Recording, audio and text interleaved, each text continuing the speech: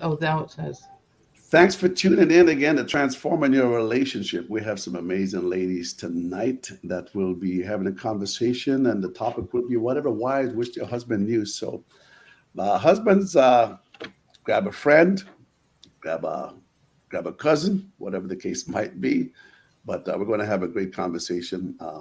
This topic's been basically floating around in my mind here for quite some time. So we decided to get some ladies together and touch some different topics here. Last week we touched some topics on appreciation. We took touch a topic on motherhood challenge, date nights, and 40 plus mindset. So tonight we will be speaking about me time, do you know me, emotional bank account, and compatibility and the indifference thereof in the relationship. So my guests tonight are some beautiful ladies: Marcia Terry, Karen Jackson, Michelle Walters, um, Ingrid Ingrid Gentles. I think I got you ladies all right. Okay. So let's start, ladies. Whatever your wives wish your husband knew. Let's start off with uh, me time. Who wants to chime in on that? Me time. Whatever wives wish your husband knew when it came to me time. Marcia's got a big grin on her face, like she's got something brewing there already. So feel free to Jump in. just jump in along with any one of the other ladies. Go ahead. Well, this is my area of expertise. It is. It is. It is. Some That's of why you she know. smiled. That's why she smiles so big. Okay. Some of you know. So I'm glad to be here today. My name is Marcia Terry, and I am the founder of Cultivated Wellness. I am also a mother of two children. I've been married for 20 some years. So me time. So 20 some years being married, two kids. I think that a lot of women that are married or have been married a year or two, doesn't really matter, struggles with finding me time. Like, how do you take care of yourself? I've been fortunate to teach a class that's called Discovering the Power of Self Care. And in Beautiful. this process, I've learned how valuable me time is. And I've really kind of shifted also what I teach.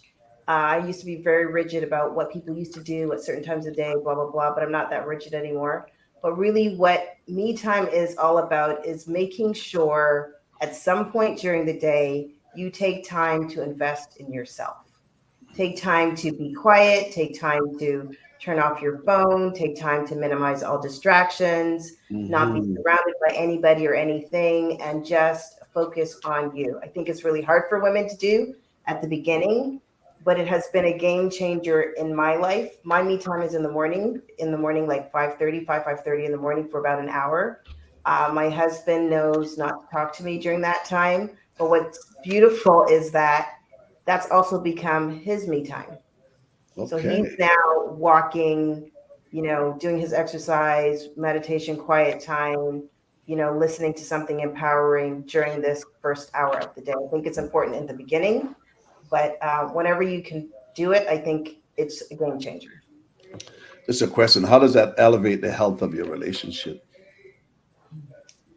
Because we're more in sync, I think during that One time sync? of quietness, you do a lot of self reflection. And I get a lot of ahas in my morning. I had an aha the other day, and when I came out of my office space that I'm in right now, I went in and I Hmm. was able to share that with my husband. So I just think that you're able to be very self-reflective, and that opens up channels of communication. Okay, beautiful. Self-reflective and more in sync. Oh Lord have mercy. Lord knows what happened when you're more in sync. We won't even go there tonight. Any other ladies you want to come in on that me time?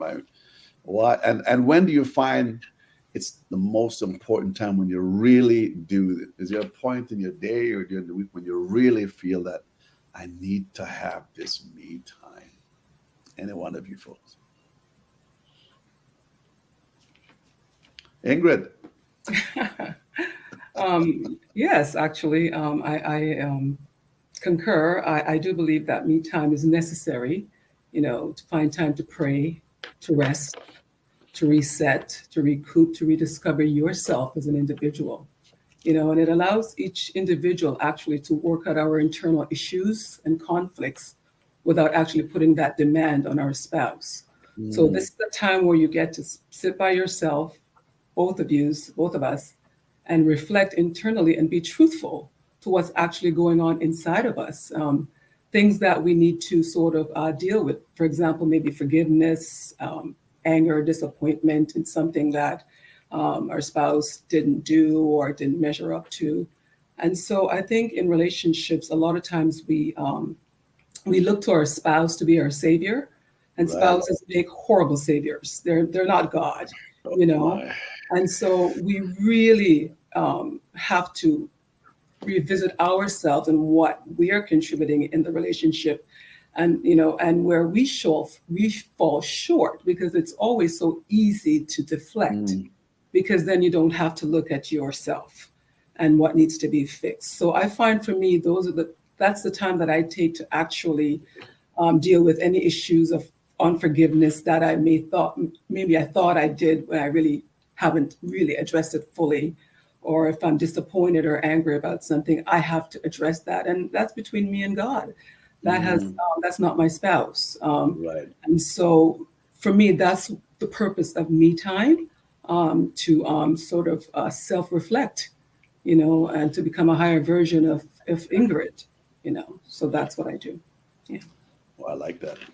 Reflection and a higher version of Ingrid. My, I could go there, but I'll give the other individual a chance because I want to know what is a higher version of Ingrid. What would that look Yeah. like? But what would that look like? And then just maybe a word or a sentence or two.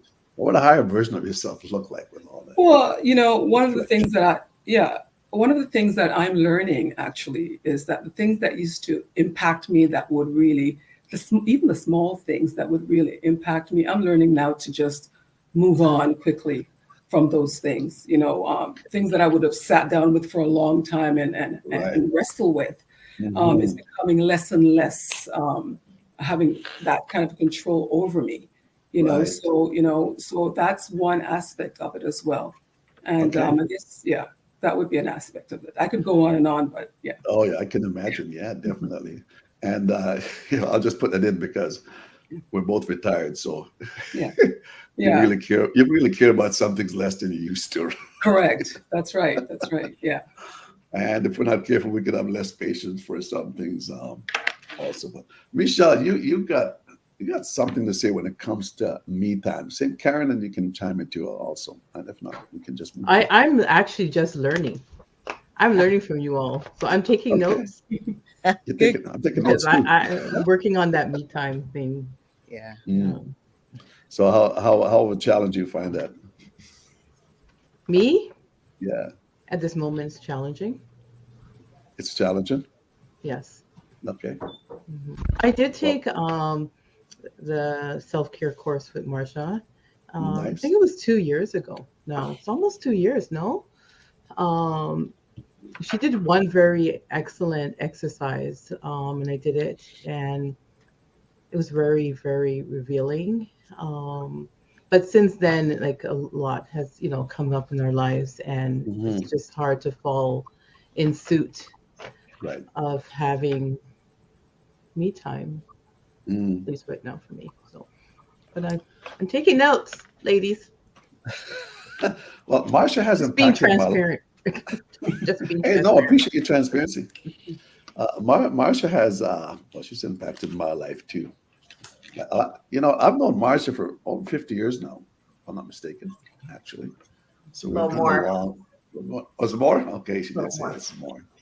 And she has something called. You can check out her website. What is your website, Marsha? Marsha Terry. What's it? MarshaTerry.com. MarshaTerry.com. Very simple. I believe you got something there on there called Masterful Morning. Still, Yes, yes, I do. okay.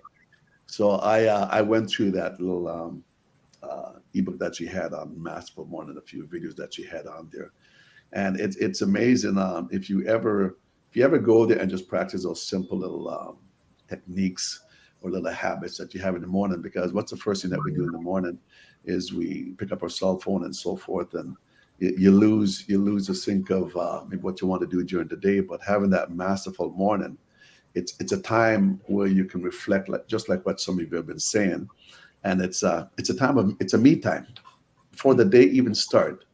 I'm not. It's as if the program's designed so you don't have to wait for the middle of the day or the end of the day to have your me time. Why not have your me time at the beginning of the day? Because that's going to basically set up how you are going to create the day, or you're going to allow the day to create you. So me time.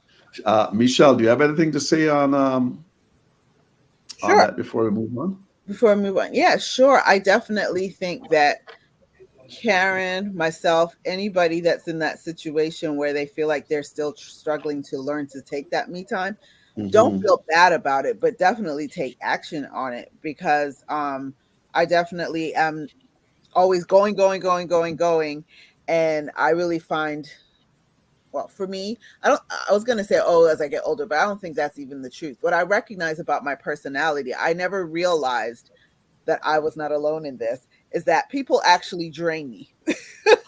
And so, and when I say that, I'm not necessarily that people, it's always a negative thing. It's just people pull from me. Just naturally, it's like I love to help people and I love to give and I love to be there for people, but Hmm. people do take the energy from you. So I found Yeah. that it's very, very important that I do spend a certain amount of time, most, at least every day. I try to do it every day, but at least most days, like kind Hmm. of just having being at peace. And I was laughing because my son was actually just fussing about this before I came to do this, where he right now does not have his own bedroom. So he's kind of like, everybody will come out and everyone's like just doing all, and they're making all this noise and they're doing this and doing that. And I'm like, but at least you get to go someplace and be by yourself. I always I'm married, so I always have a partner. There's always somebody. Sometimes I try to go in the bathroom and be by myself. I can't even do that. Like still, as quick as I've my heard kids that. And are, then they still come knocking on the door. Yep, yeah, I've heard that too. yeah. But so sometimes I take advantage, and in the mornings, usually everyone is asleep. So I do try to take advantage of at least 10-15 minutes. I know Beautiful. that if I did follow what Marcia Hmm. taught me and got up earlier, I would definitely have plenty of time. But Yeah. I'm also not a morning person, and I'm always Okay. in bed like late. So anyways, my whole point is I think it's just important to make it fit where you can. So Right. I have had times where in the middle of the day I've like just stolen away for 15 Okay. minutes and being able to do that. Mhm. Mm. No, beautiful. With you ladies being mothers and everything else, and with everything else you got going on, sometimes you ask yourself, "My, do I deserve this me time? Because I've got so much things I've got to get done here for the day. Where do I even find me time? I mean, uh, but I would just say, you know what? Give yourself permission. Give yourself permission to take the time that you need to reboot. Give yourself permission to just do some self-reflection, whether it be the 5 minutes, 10 minutes, 50 minutes, half an hour, whatever the case is, right? Because if you don't give yourself permission, nobody else is going to give yourself permission. And they will interrupt your day and take over your day also. Can I just add one more thing? No, absolutely. Go ahead. And I won't say anything else. It's very No, simple. that's okay. This is what's all about.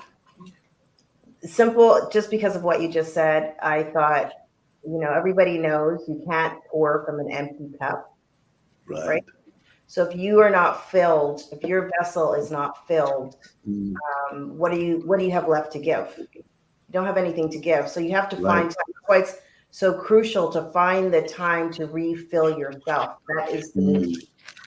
As Michelle said, it's not easy for her necessarily to do it in the morning, but I feel like that's really is a sweet spot. And so whatever time it is though that you find, I listen to people and I realize that people are like Michelle, they're like Karen, they struggle to get up in the morning. So right. you have to adjust it to doing it at some time during the day and Sometime. being consistent about it.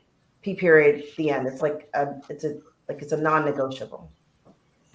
Absolutely. I like that non-negotiable. So, wife that's listening out there, and even husbands, check out marshaterry.com. As you were saying that too, Marsha, you can't give out from an empty cup. Even from a half full cup, you can give, but still not at the peak where you should be. Um, I have a saying I've learned some years ago, and this is something to be mindful of: is if you don't give yourself that me time as wives that you need to give yourself, and even for the husband that might be listening, but we're saying here, whatever wives wish their husband knew. So we want the husband to know that if the wives don't get their me times, after a while, the saying goes like this: your body whispers to you before it shuts you down. So if you don't give yourself me time, guess what? Your body will shut you down, and you will get your me time, and it will probably be longer than you anticipated for, right? Mm-hmm. So the bottom line is listen to your body rather than trying to fill up everybody else, which we try to be all things to all individuals, but it doesn't work that way all the time. All right, beautiful. So let's go on to, are we all clear on that, ladies? Yes? Oh, yeah. Thumbs up? Yes, indeed. Yes. Whatever wives wish your husband knew, those that have just tuned in, that's the topic here tonight from Transformation Love Coaching here. That's our program that we have. The topic is tonight, whatever wives wish your husband knew. So whatever wives wish your husband knew when it comes to emotional bank account, some individual might be saying, so what is that anyways? What is this emotional bank account? Like, can you find this in the dictionary? My mother never taught me nothing about that. Who want to touch on that? Emotional bank account. And what is an emotional bank account? And how do we make deposit? How can he make deposit to your emotional bank account? Anyone can chime in. I'm not sure I know exactly the emotional bank account, but when I was thinking about the question, I wish our husbands would know how to be vulnerable, to be direct and honest about how they're feeling, what they're going through, about the relationship. Just let their vulnerability, so everything could be opened.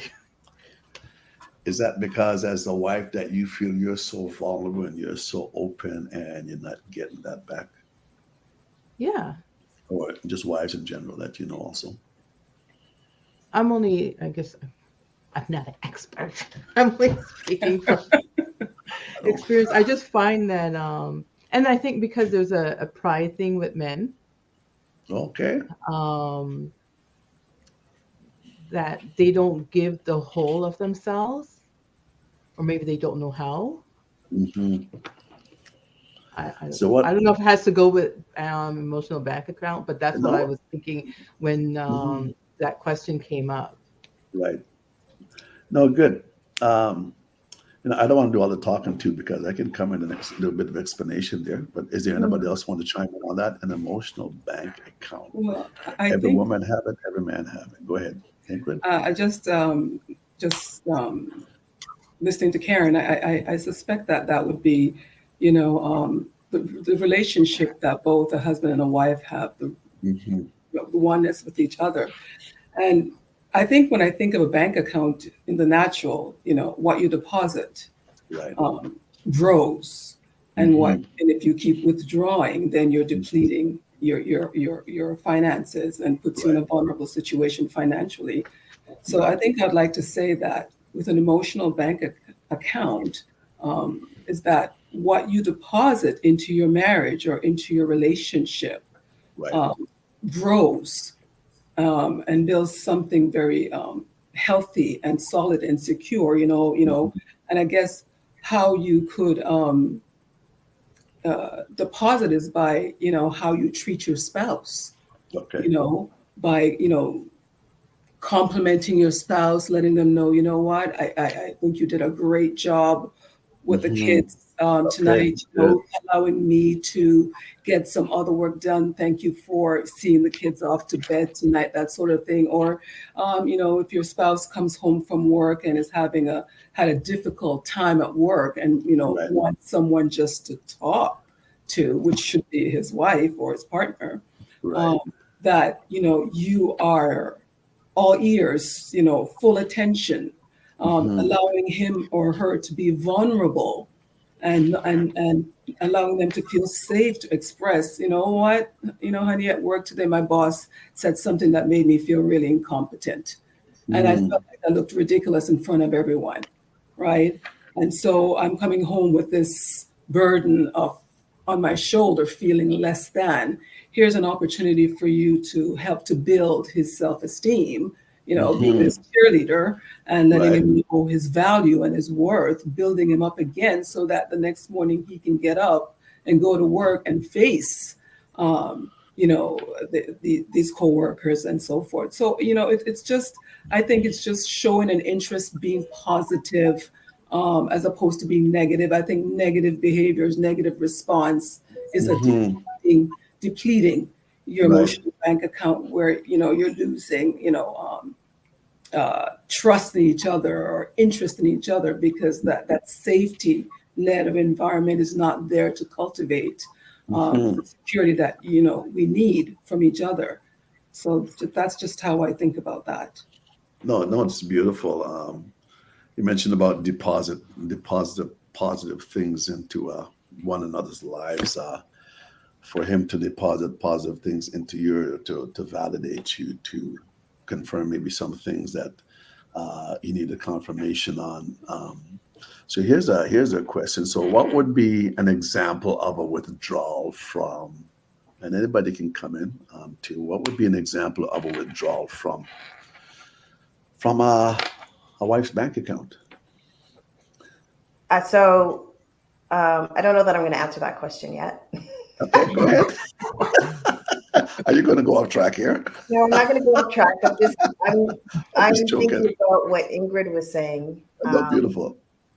And so I took notes, and I was Good. thinking about what Karen was saying. So before you Right. ask the next question, Yeah. what I was thinking about was this week on social media, I posted something very simple. Mm, Seems simple, right? That I had a crazy day at work. Was up early, had several doctor's appointments, and I came home, opened my bedroom door, and I walked in as I normally would do. And there on my side table was this beautiful bouquet of flowers. It was like oh, this, wow. right? And so it's not my birthday, it's not my anniversary, it's not Wow. nothing special. It's just because, right? So I Awesome. think that when you partner use just because it deposits into your spouse's emotional bank account, right? Absolutely. And so Yeah. it made me feel good. Actually made me tear up, and I got all emotional. And my husband wrote this letter, which he's not that person, right? So it Hmm. just made such an impact on me because it seemed like a little thing, but it was actually very big, right? Mm, So I think when we take time to do the little things, when we recognize our partner and we say to them that I see you, I hear you, I see what you're going through, that right. is a deposit into their bank account. So today, I didn't even think about it. My husband worked in our other office, and I know when he goes over there, he's gonna be busy all day and probably not have time to get lunch. Like, he packed his lunch. It wasn't a thing. Right. Just packed his lunch. Hmm. And on his way to work, he sent me a text message. Thank you so much for packing my lunch. That made me Nice. feel good, Yeah, absolutely. right? So it's that I think that you have to be, it goes back to the me time. When Hmm. you're being self aware and you're investing in yourself, you're actually able to pay more attention to your spouse and their needs and not so much thinking about your own self and your own needs. Yes, you need to take Right. the time to figure out what that is, but in Hmm. doing so, you're able to see your spouse and evaluate and understand and recognize what they need to be able to deposit into them so that they can turn around Beautiful. and deposit into you. Beautiful. Beautiful. And so one of the questions I had is, what's a what's one? I'd like each ladies to answer this one because you might all be in sync on this one. It's still around the same topic, emotional bank account. What's one of the biggest withdrawals do you find that wives find that husbands, when the husband withdraw from the wife's emotional bank account? Give me something that registers with you that us men do that just, you made you made two deposit last night, but you just withdrew three this morning. I think it's not recognizing how much time it takes to do things. Okay. You know, like it takes time to put away the laundry, Mhm. for example. You know, you want to get busy in the night or whatever, it takes time for me to put away the laundry. So if you're helping me put away the laundry or helping do the dishes or clean up the kitchen, so it's that factor of time, I think, is not recognizing how much time it takes to do things around the home. So that's okay. And that sounds like it's a nonverbal one, which is a withdrawal because of uh, the non-conversation that went on even at the time, just by what you had seen. Correct? Right. Okay. Michelle, give me withdrawal. What do you find most wives? What's so common out there with the wives that husbands, It's hard for you me to know? talk about most wives. I could just tell you what I go through. I was trying to be general, but okay. Yeah, you're so straightforward. I love it. I know that's why I'm like sitting here thinking, like, what have my friends complained? But I think, I mean, no, honestly though, I think that Marsha really hit the nail on the head. Something like that, where some people look at it like, oh, it's a gender role, like you're the woman, you're supposed to do this, or you're the man and Okay. you're supposed to do that. And Right. I think if, I think I said this last time, one thing I learned from my husband, and he always says this, and I do agree with him, is that if you look at it like, not even about marriage being a partnership, but just look at the other person as someone that you love and respect and adore. You should want Mm-hmm. the best for them. So if I'm always looking out for the best for my husband, he's looking out Right. for the best for me, then Right. we should be good, right? But sometimes in reality, to work that out, Mm-hmm. like Marcia said, then that's when you're going to do the things like, okay, well, goodness, I know I just came in from work, but she just came in from work too. Let me make sure that let me start the dinner, or let me clean up after the dinner, or something like that. But a lot of times, we get stuck there. But sometimes it's just even just, asking like, or what would be a withdrawal would be sometimes the things you don't do sometimes. Like if Mm-hmm. you, how was your day at work today? And not that, and I think as a woman too, we shouldn't always be complaining and moaning and groaning about stuff, but like just even just checking in, like, how was your day today? Did you have a good day today? Is there anything I can do Right. to make your day better if you had a Right. bad day? Those Mm-hmm. kind of conversations, I think would help to deposit. So when you're doing the opposite of it, I guess that would be considered a withdrawal. Absolutely. Absolutely. Karen, do you have anything to add to that before we move on to the next one that you might see? Time is a big thing. Time, Time. If they don't give, if he doesn't give you the time that energy, you need, what's that? I didn't get that. using up your energy. If he doesn't give you the time, you're using up your energy. No, that's another thing. Okay. No. Okay. Using up your energy. Right. And you know what? Sometimes, yeah, husbands, us men, we might say something sometimes. I mean, let's be honest. And sometimes it might not come off the way we might want it to. Um, and and when we recognize that, it's just basically coming back and making things right. And by making things right, you know what, you're topping back up that emotional bank account again. So that's what the wife would just wish that every husband would know out there too, right? If you don't give me the time that I need, uh, even to give myself permission to have my me time, and you might be having all your me time, but you might be playing your games all the time or going out with the boys, but what about me also, right? All right, so thank you guys for chiming in on that. So let's move on to intimacy. Whatever wives wish the husband knew when it came to intimacy. We it's not all about the bedroom.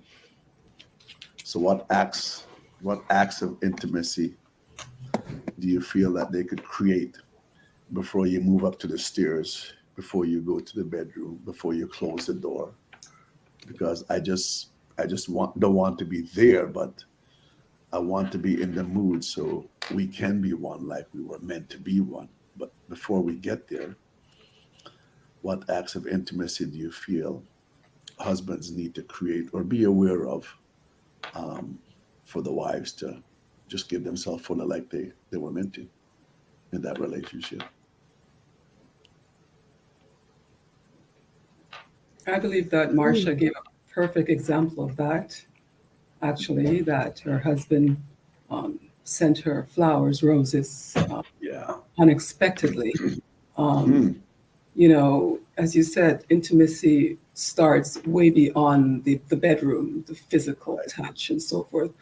right. Women, we are emotional beings, emotional creatures, and Mm, so we need to feel um, appreciated, love, and all that goes with being a woman and a mother.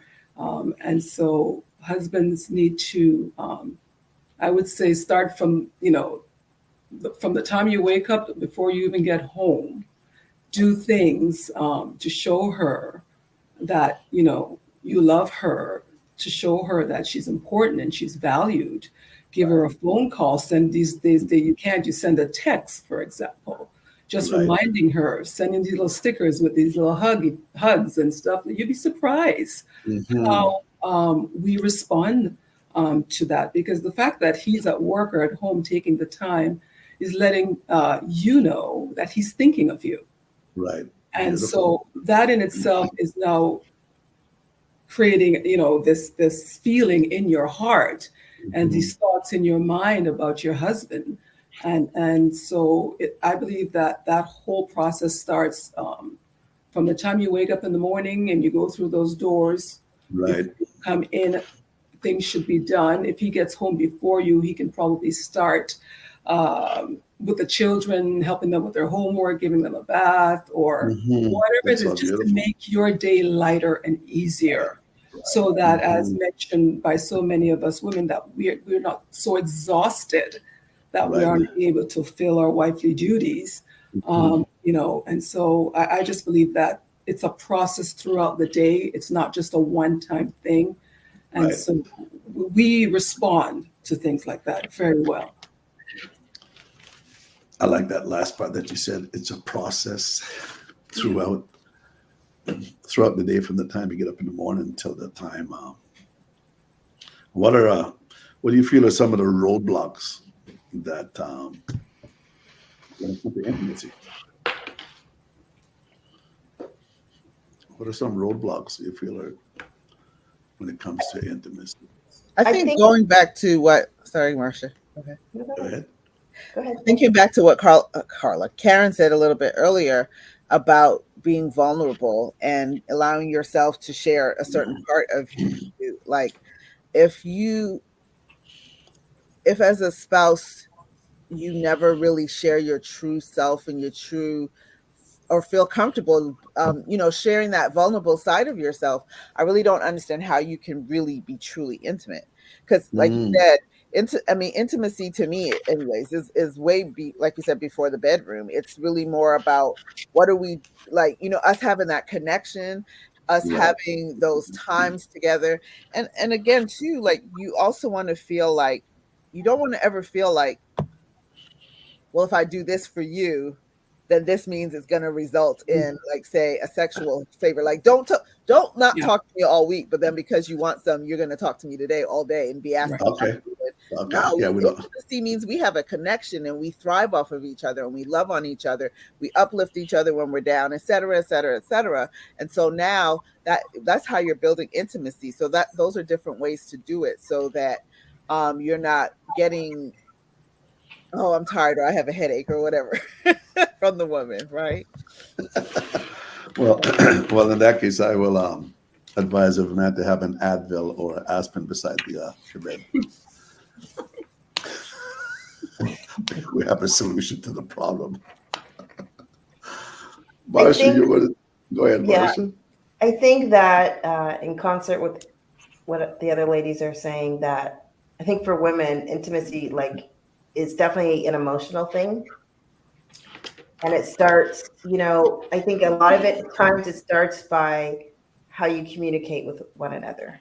And so communication is not just in the bedroom. Communication is not just texting and calling either.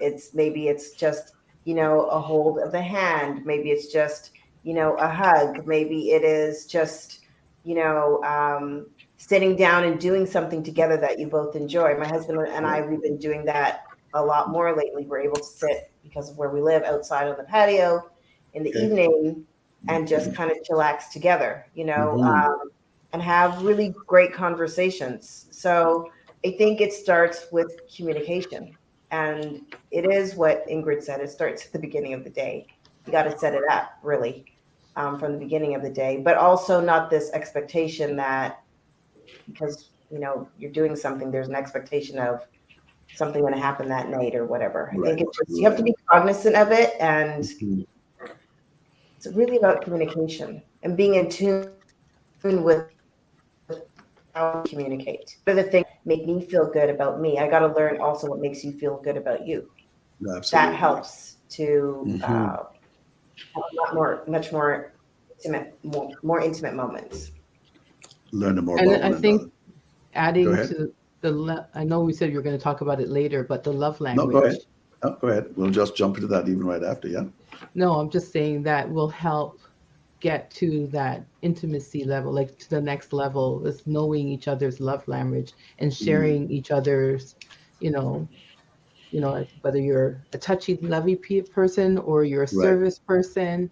Mhm. I like to be like, somebody's gonna think outside the box, go wash the car or do that. That's my love language. Whereas somebody Right. else might be touchy and hold my Right. hands, but learning that and getting to know each other deeper in that way could help Mhm. with intimacy. I do have a question for the panel. I'm Oh, sorry. oh, It great. has to do with intimacy too, but like Okay. getting to the next level of intimacy, how like do you get into like spiritual sexual thing with your spouse at that Mm. level? Is that like a really high level that people strive at, or have you heard that? Oh, that's a good one. Spiritual intimacy. Covered that last week in another program, but go ahead, ladies. How do we get there? That's the question you're asking, right?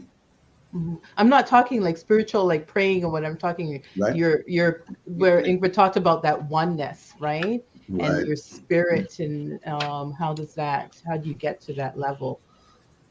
Okay. I Or is mean, that a level? Is that a level? I think just off the cuff, it's about connection, right? So if you're not connecting and if you're not connecting emotionally with one another, then how, even though you may have the physical connection, what's really happening? Mhm. You're not really getting anything from it because you're not emotionally connected. And I think when you have an emotional disconnection, then you cannot ascend to the higher level of the spiritual connection that you're referring to. That's me just Right. thinking. Okay. No good. I would like to add though, even though we're not in this case talking about spirit meaning Holy Spirit, we're talking Right. about like a spiritual, like intimate That's right. connection We're all that way, spiritual beings. relational, right? Yeah. But I still think that the Holy Spirit is a part of it. So I'm not sitting here saying I'm having Bible study and speaking in tongues before I get intimate with my husband. That's not what I'm saying. But I think that if you're even if you're not on the exact same level, because we're all human, we all have a different relationship with Christ. But if you both are communing with with Christ, if you're both maybe whether you're both going to church together, whether you're praying together, reading the Word of God together, I think that also helps to draw you closer and to have that connection. Because I would think that the close, yeah, I really think that's where a lot of times where we're missing. Now, again, I'm not talking about oh, like, let's go read our Bible, and then this is going to make us want to be open together. I'm talking about what happens when you are studying God's word together, or when you are reading God's word together, or when you're listening to the same sermons and you're giving each other feedback. I notice that gives you this connection, like this. We get each other. We are maybe in the same place with God, or maybe we're in a different place with God. I thought about it Right. this way, and you thought about that way. But either Right. way, there is something to be said about the spiritual connection with my father that allows me to have a great spiritual connection with my spouse as well. Mm. My, well said. Beautiful. I heard earlier also too is that the lack of vulnerability will shut down my ability to be intimate. So I can be more intimate with you if you will be more open with me, if you'll be more vulnerable. I want to see your vulnerable side. And as husbands, we try to hide our vulnerable side. We maybe try to hide our weak side, but the wives are saying, I want to see that also. I mean, there's more to that that just makes you a strong man. And and just being able to have that conversation and to be open up to me fully, whether right or wrong, just to sit down and talk. So, Karen, we're going to explore a little bit on what you're saying there too, and because it's flown into, I just blended into the next little topic I had. It was deal with compatibility and the indifference thereof, right? And I know I was talking to Ingrid a little bit about that. So, Ingrid, do you want to share a little bit about that? Karen, is there anything else that you gleaned from these two ladies, or is there something more too that you? No, and let's get It's up. into it. Vulnerability and compatibility.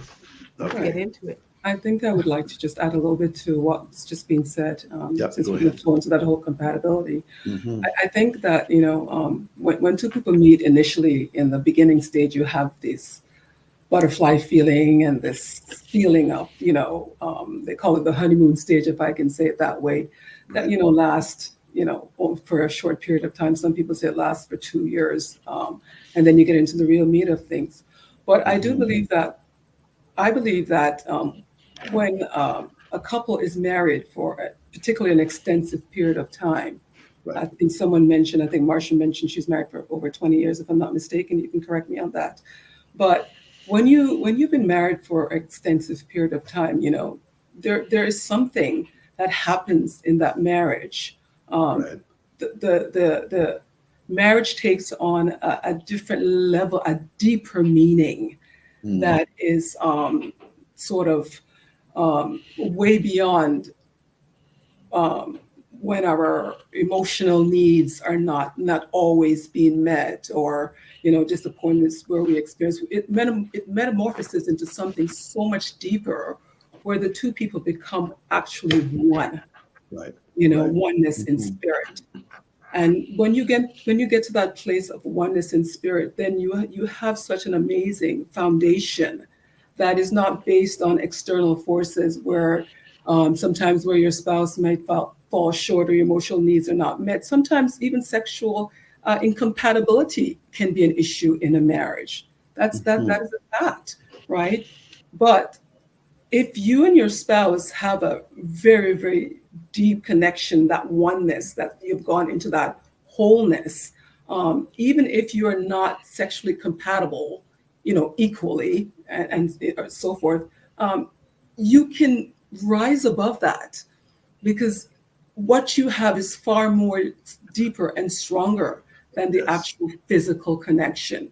And Right. if you happen to be married for a longer period of time, then you start to realize that the physical is not the most important, Important. Right.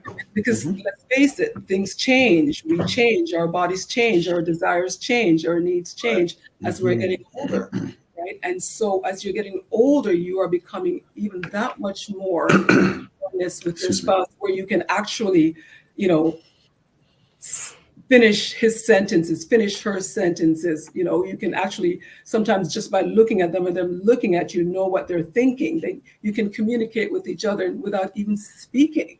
You Right. know, and so I believe that is the actual goal that we should be working towards in a marriage, to get into that depth of oneness that is beyond the surface of our pleasures not always being met, or disappointments in the marriage in whatever direction or areas. Mhm. Recognizing that we are one in spirit, and, Amen. and and we are secure knowing that we're going to last until death do us part. Oh, preach, my sister, preach. Yeah, yeah, No, beautiful. yeah. When it comes to compatibility, I believe our core values, which is so important in a relationship, or core values have to be aligned. Otherwise, you're going to be misaligned down the road. but you kind of know that up front. My core values can be aligned, so we're compatible in that area. But there's other areas we might not be compatible outside our core values. For an example, I might like football, you might like hockey, or you might like go to the mall. I don't like go to the mall, but at the end of the day, it's not what I like, it's what you like. But I'm going to join you in your world, and you're going to join me in my world. And as time goes on, it actually, excuse me, it creates another level of connection between the husband and his wife, because you're learning also different things about the individuals based on the different likes and dislikes as you get older. Like somebody said to me, one minute, somebody said to me, as you get older, okay, so you might not be sexually active, so like as I would say, maybe like what else might be there, kind of like sort of like, we're not maybe lovey-dovey. Yeah, well, I've been married for we're not 37 years now. I'm still lovey-dovey. Marcia knows that around me. Probably ask me sometime to tone it down, but that's just me. Even in the church, they already know that, right? Not a big thing for me to go up and kiss my wife, and I don't care who's around, right? And I don't ever want that to die. So even other areas might change in my life as I get older, but our incompatibility at that time, outside of our values, don't have to challenge our relationship, but it can actually make us look at things a little bit differently, maybe than we haven't done before. Somebody's going to I say just want something. to. Was that? Oh, I was gonna, because you just said something about the compatibility, about like you like this and you don't like this, and what jumped into my head was being less of yourself, like getting rid of selfishness to come together. I Right. don't know, is that a thing? Like, is that what I think I heard you Yeah. were saying So about the uh, compatibility? uh, when you look at it, I'd be selfish to do everything that I want to do. That would create a challenge. That would create a conflict. So the other individual got to have that. And your values might already have been aligned, but there's something that you still like to do where they might not like to do. But it's for the other individual to understand this is not really about me right now. This is not even about Karen altogether. This is Yeah. about the relationship Yeah. that we still want to continue to journey on. So if I make this thing about me, yeah, like bluntly, it's then we have that selfish nature, selfish attitude, and we're basically saying, I don't care if you want this or that. Well, I'm not going to do that, right? I'm not one that love going shopping in the mall and whatever. But guess what? If my wife says, "Hey, I want to go look at something in the mall," hey, you know what? I'm going to go to the mall. Matter of fact, I will choose to ask her maybe when we're just winding down and nothing's happening. Hey, do you want to go to the mall and just look around? Because like look around jewelries and whatnot, which women don't, right? And she might take a second look at me just to say, like, where did my husband go? No, it's not about me. It's about you. I know you like this, right? So as men, we've got to understand. And again, going back to the topic, whatever wives wish their husband knew, is that there's something that I like that you might not like, but don't just do it for me. Do it for the relationship. That makes the difference. Otherwise, it's a one-track mindset. And that will bring on that oneness, And that that will bring on that wholeness. oneness, exactly the oneness that Ingrid spoke about here earlier, also, and that was already mentioned from Marcia and some others also. Mhm. So I have perspective that might be a little bit different, but not Absolutely, maybe. yeah, So I yeah. think that a lot of times, you know, growing up, we're not encouraged to be curious. And I Mm, think that in your relationship, you can be curious. right. And I think that a lot of times, we're taught to feel shame about intimacy. Yeah. And so then that prohibits you from being curious. And it ties into the vulnerability part, right? So if you don't have this ability to be curious and ask questions and explore together, then how do you really know who you're married to, or what, if you're compatible or not incompatible? So I think it's, as even in my coaching, one of the things that they always emphasize is like, be curious, ask questions. Right. I don't think there's anything wrong in that, but I think a lot of times we are taught that, well, you shouldn't ask that question or that's taboo or whatever the case may be. But within the confines of your marriage, I think that you should be able to talk about whatever and determine if is this outside of our core values. Right. Right. You know what I'm saying? Hmm. Be willing to explore with each other. No, it's beautiful. Again, you mentioned vulnerability because vulnerability in itself, it creates creativity. It creates something different that we never had before. And so, if our other party can understand that we're creating something here that's different, we might have never done this before. And Marsh, you're so right when it comes to coaching. Yeah, we ask a lot of questions because we're curious. Right? You said a certain word, so what does that mean, and so forth and so forth, right? But I've also said to as wives and vice versa, as wives, if we ask more open-ended questions, you'll get more content to what you need to hear, rather than a closed-ended question. A closed-ended question, you're going to get yes or no. So, how was your day today? Fine. Closed-ended. So tell me about your day. What were some challenges? What was some win that you had today? Begin to open up. It's not just a one-word thing, right? So, yeah.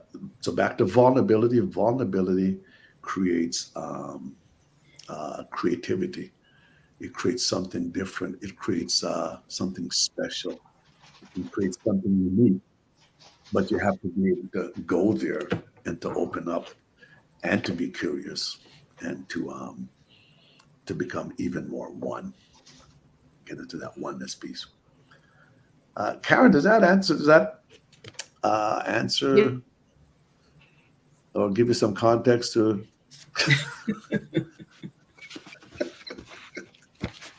You're muted, Karen. We didn't hear what you said. Oh, Yeah. automatically mutes. I said it was good. I got my notes. Oh, you got your notes. Okay, she's going to have her own show next. Okay, Yeah. we got that. So, vulnerability, creativity. Let's just go into the love language. We got 10 more minutes left. Okay, count them. We got 10 more minutes left. Appreciate your time and everything else that you folks have. Love language. Does the husband even know what their love language is? I mean, we talk about it. You know, those that's in self-development, the coaching world. We'll have more of an insight and awareness on that. But I know there's a lot of husbands like. So what is that? Is that something that was just developed, or so? What do you wish your husband knew when it comes to love language or your love language? And for those that's listening, my website is TLC Bonitto Grange .com, and there's a download there for red flags, but you also can connect me with there, and we can also do a love language assessment on it, see what exactly your love language is. Don't cost you nothing. So you can just check in there, or you can check in at marshaterry.com. She'd be more than pleased to give you some insight to that also. So whatever wise with your husband you when it came to love language. Well, I'm going to say I know my husband's love language. I think some people here know his love language too. And I love my husband. This is definitely words of affirmation.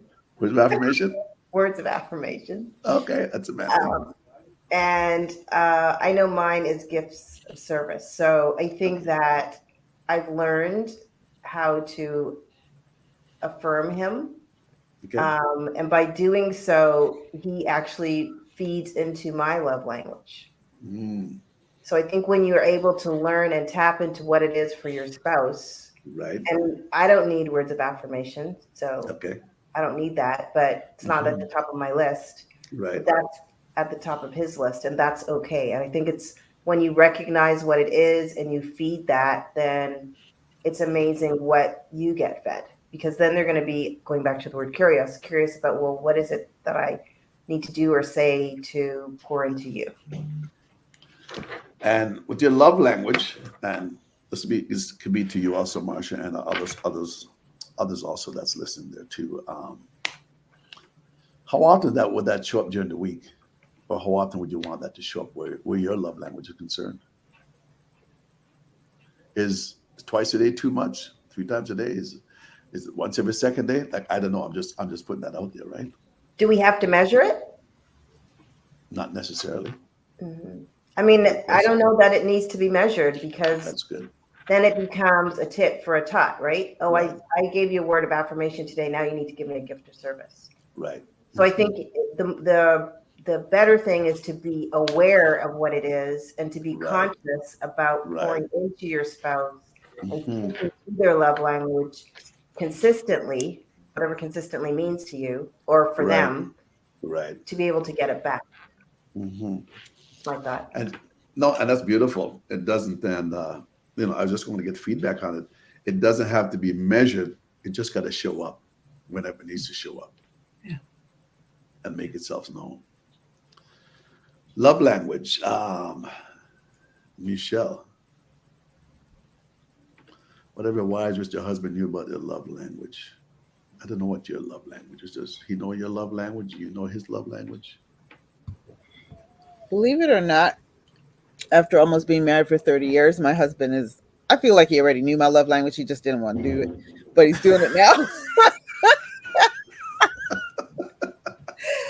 And so mine would be more of acts of service. And definitely I'm coming home and dinner is cooked and all this stuff. And I'm like, what is going on? Then I learned to just be like, I'm so grateful. Thank you very much. Let me go and sit down. Because I'm that person will go find something else to do. And then I'm still busy and worn out and whatever. But I've learned to be like, I can sit down. I can relax. Beautiful. I can relate. Right, right. So my point is that as far as the love languages, I think it's definitely a great thing to learn what your spouse's love language is. But then it's also good when it goes back to communication. If, for example, let's say I'm in tune and I know what my spouse's love language is and I'm practicing that, and you then don't feel slighted if he doesn't do the same to you, because he may not understand that. So you still Right. may have to communicate with someone and say, hey, this is what's going on. But I do have a question. Like I'm even saying you should communicate, but I know that there have been times when my husband, I'll give you an example. He will say to me, I'm the kind of person that I need you. If you see that I'm spending too much time with other people and I'm neglecting our relationship, like I'm not, talking to you and caring for you and all that stuff, Okay. then let me know. So he's telling me, he's communicating. But I'm the Okay. kind of person where I feel like if I have to tell you to treat me special, now I don't Right. want it, because I want you to Mm. naturally just do it. And I think a lot of people get stuck in those situations where I may know I'm telling my husband my words of this is not Michelle, but words of affirmation is my thing. And then but I'm also that person who would tell you that, and then if you do it that same day, I'm looking at, well, you only tell me that because I said it.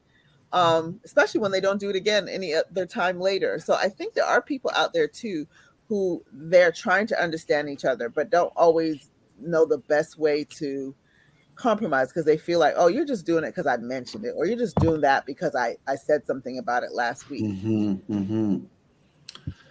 No, good. It's good when we do know one another's love language and how it shows up without even thinking about it. Like you said, for 30 years, it sounds like he always knew. So my thing is that I believe the way we treated one another when we first met, it's the way we should continue to treat one another as we continue on the journey. We might have some challenges, yes, okay.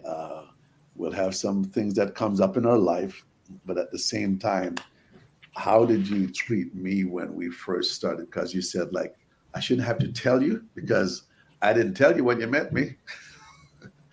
You asked me a lot of questions when you met me. You wanted to get to know me. So at the same time, Marcia got out here for whatever reason. So at the same time, keep on doing what you've always done, and we're going to live a happily ever after life. What So, if you we don't got- you I wouldn't say you don't like your spouse's love language. Okay, it's going to be another part 4.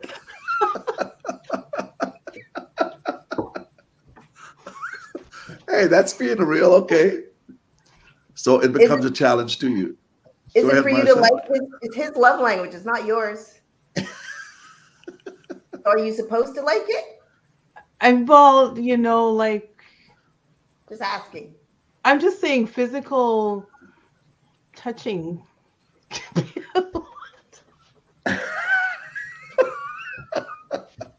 Well, it sounds like there needs to be some compromise going on there. Somebody help her. Actually, Karen, physical touching, it's proven that that's most men's love language. Um, Touching, physical Mhm. touching. That's majority of men. That's their love language. And But see what if if it's not yours you see and again, it's if you're not inclined that way, you know how Mhm. we talked about the different incompatibility and the compatibility. So you're not inclined that way, but you have to remember, as I believe as Marcia says, it's his love language, it is not yours. So even though you're not inclined that way, you're going to have to find a way to meet your husband halfway, where you have to try to learn his love language and act in that vein so you that know, he can also, you know, experience love from you, Yeah, right? So it's not because just about you. Oh, sorry, go go ahead, ahead. Marsh, You're Marsh. speaking. I'm sorry. That's okay. Go I ahead. may not want to give my husband words of affirmation every day. Like I might not want to do that because that's just I'm like, Right. what, like why do you need me to say that to you every day? Mhm. Or, not necessarily every day, but whatever. But it's It's the about same me. thing that Come to this where it's not about me. It's what brings him joy. It's what makes him feel good about himself, or him Yeah. feeling like I love him. Then hey, that's what I do. Because what's it taking from me? Because at the end of the day, he's going to be able to pour back into me. Yeah. so I understand a little But bit what oh, go ahead. no, I was just saying like it can get complex, and I know Michelle said there's not tit for tat or whatever, but if Right. like over so many years or whatever, that person is not getting your love language and you're not receiving it, you're receiving the touchy, but you're not receiving yours, then it gets to a point where that touchy is annoying. Ingrid said something, and I think not sure it was in our last session or when I spoken to her and we had a conversation there, is that you want me to meet you physically, but yet which is one of your need and your love language, but at the same time you're not willing to meet my need, which is my emotion. You're not willing to meet my emotional need. If you if you try to meet my emotional need, I will also try to meet your physical need. So that conversation and that, you know, as we just mentioned here, would have to be a Communication. conversation, would have to be communicated. Physical touch, and so But you physical guys touch for some. understand what I'm saying? Like it can get to a point where it gets like it So could if you, just be me that I need to adjust myself, okay, but it Yeah. can you can reach to that point where you're like, you know what, he ain't getting it, and you touch me one more time, like and that's because, and my question to you is, has your need been met, or is your need being met? I mean, couples time past where physical touch, they might want to be intimate sometimes twice a day, or almost every day of the weekend. Like, how does one keep up with that? When there's so much else going on in their lives. So it's it's not that I not don't even, want it to. doesn't even have to be that level. It could just be touching and like just So, I'm sorry. so is it because of him, or was there any issue with physical touch even in the past where that might Maybe, have shut that part of it of your maybe. so that so that Yeah, could be trauma can come into play. I can see that. yeah, so we can have a off conversation on that later on if you want, but that's concerned. I mean, and I think it's, if people, I don't want to say the word triggered, but I just said the word triggered. So now it's already, but if a certain thing elicits a certain response, I think you have to figure out why. Right. Like, why do That's I right. feel this way when X and X happens? And I think understanding the why helps you address yourself, but you don't even know the why. So then Mhm. you're responding and not understanding your own self, which goes back Right. to the whole mourning process, right? I think Right. everything starts there. When Mhm. you're able to invest in yourself and become more in tune with who you are, then you're able to communicate your needs to your partner. But you also know what you want and you like, and you can communicate that without it being like offensive or abrasive, and they're going to perhaps be understanding. No, absolutely. Like you said, a lot of the touch, and I've heard that before also. What is the trigger that maybe I haven't really fully dealt with?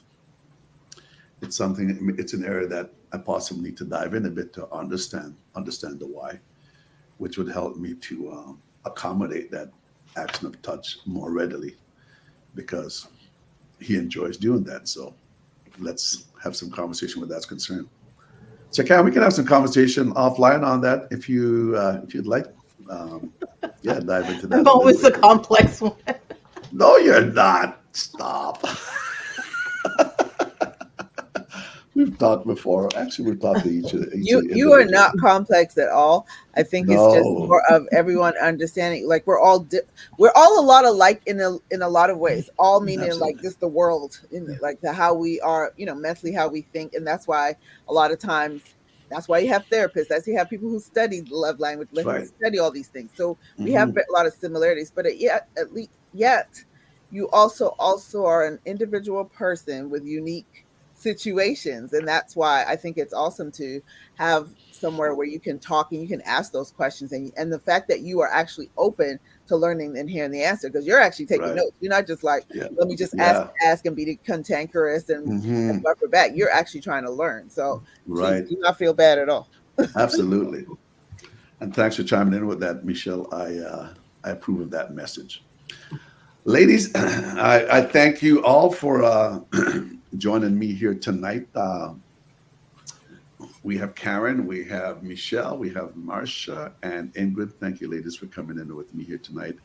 Those that are listening, our conversation was all about whatever wives wish your husband knew. We covered a lot of grounds here within the last three episodes that we've had here. So looking forward for more conversation going forward. And somebody said to me, well, what about us men? What does every husband wish their wives knew? So, okay. Yeah. Then somebody said, well, maybe you should have the battle of the sexes. I says, oh, okay, hold on a minute now. So there's conversation that's coming out of this. There's a lot of individuals that's listening, and really grateful for what the conversation that we've been having. So I I would am look your forward to Go the ahead. not look forward to the battle, but I would look forward to having the men on and having a panel of them Amen. sharing Right. their perspective. Yes. So that's what I've been hearing. So that's coming up. So last words, Karen. I know we're a little bit over, but Karen, Michelle, Marsha, Ingrid, any last words before we just sign off here that you'd like to just put out there for the Good husbands? session. Very good session. Thank you, Bonitto, for this platform. Thank you. All right, and thank you for coming on, Michelle. Nope, I think I've said enough. I just love you. Come a long ways, Marsha. And I the think last this is words close out. great. I really appreciate being here for the first time. I think these conversations are always illuminating and revealing. And I truly appreciate Karen's transparency, because Yeah.